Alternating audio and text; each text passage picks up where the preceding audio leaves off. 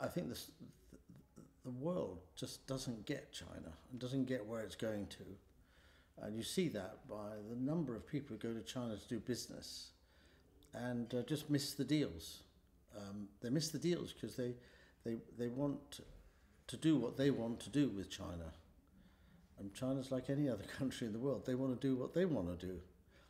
And if you want to cut a deal with the Chinese, it's going to be somewhere in between, where both parties' interests are taken account of. But I don't find many people asking the question, what is it that the Chinese want to do?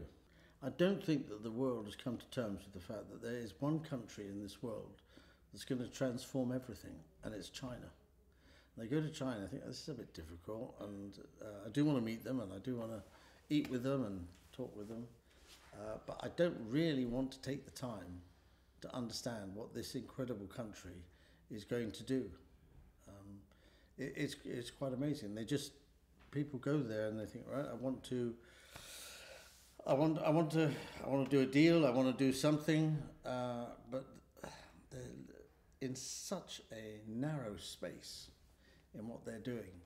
And so maybe, doing what I do when I explain the Celanese story, it's about, if you take a bigger, broader view, which takes a bit longer, and you need guides who understand the way to climb Everest, then you can climb Everest.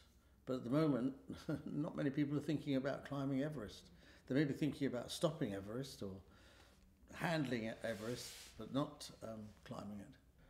There's a saying, isn't there, that how many major aircraft manufacturers are there in the world today? And the answer is 2. Who are they? Boeing and Airbus. So what do you think it'll be in 10 years' time? And the answer is 3. Boeing, Airbus and the Chinese. And say, what do you think it'll be in 20 years' time? And the answer is the Chinese and not sure who it'll be with them.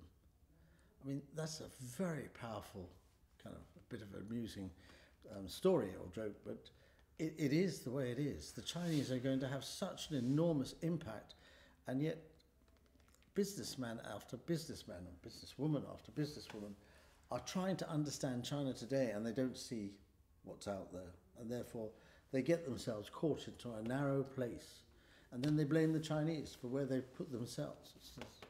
At what point, when you first went to China, did you think this is a massive underestimate? I don't think I got it all until at least into the first decade of this century.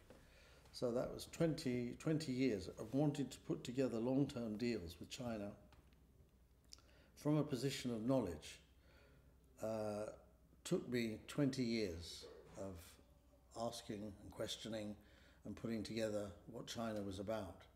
And even then, even now, I'm still finding out many things that I never contemplated were part of the Chinese makeup. At the end of the day, you're talking about 3,000 years of history and a party which has 100 million members and has been around for 100 years.